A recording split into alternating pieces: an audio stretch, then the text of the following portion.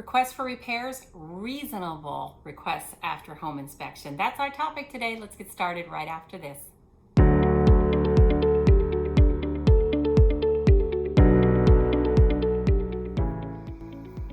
Hi, I'm Kim Ward, certified probate real estate advisor and expert at helping executors, administrators, and trustees with homes in probate. Welcome to my channel. Let's talk about requests for repairs and reasonable requests after home inspection. So what happens after the home inspection? Your buyer will have hired a professional inspector and paid them about $500 to go over the house to find any kind of defects or deferred maintenance that the home may have. They're looking for problems and potential problems. If we are working together, we will have negotiated the buyer's timeline to complete all of the inspections that they would like to have. The California Association of Realtors purchase agreement defaults inspection time to a full 17 days for the buyers to do their inspections. When working with me, in most cases, I will negotiate that to 10 days.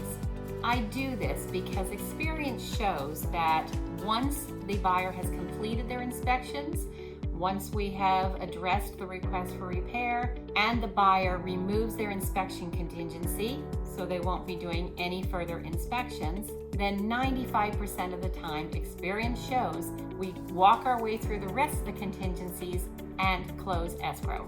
Now let's consider in the first 10 days, the buyer has the right to do whatever inspections they feel necessary for them to feel comfortable moving forward with the purchase of your loved one's home. Most buyers will initially hire a general inspector, and that inspector will provide a 50-plus page report of the findings. Now remember that the buyer paid $500 for this inspection. They do it so that they can be aware of any problems with the home. They also do it to be notified of any potential problems or building code issues.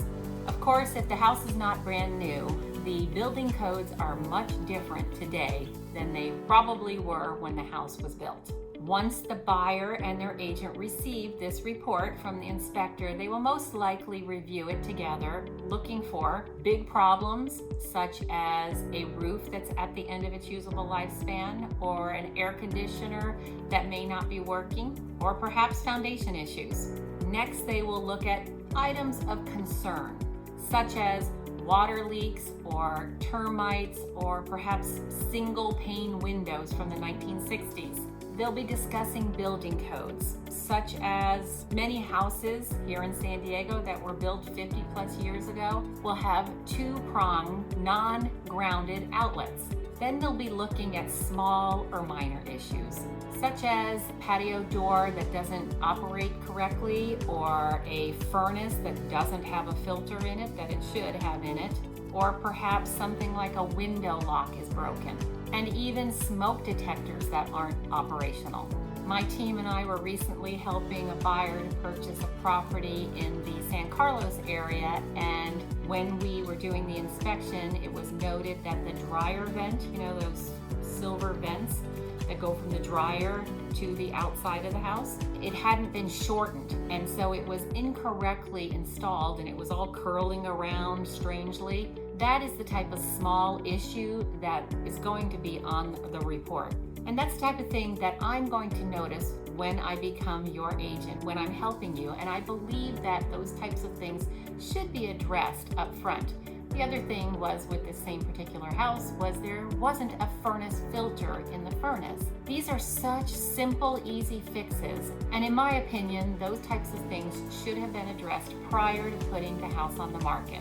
It's easy to hire a handyman for a few hours to take care of these minor issues that may make the buyer feel like the house wasn't very well cared for. Now, when I receive the buyer's request for repair, I'm going to review it and send it off to you, and then we will review it together. When I receive that request for repair, I'm going to make sure that we also receive any reports that the buyer is referring to, asking for certain things to be repaired. During our review, we will talk about options and the next best steps in order to address that buyer's requests. I frequently speak with sellers and they say, but I want to sell as is. It's important that you know that every house is sold as is. That's what's in the purchase contract. But experience shows buyers are going to do their inspections and they are going to request some things be handled by the seller.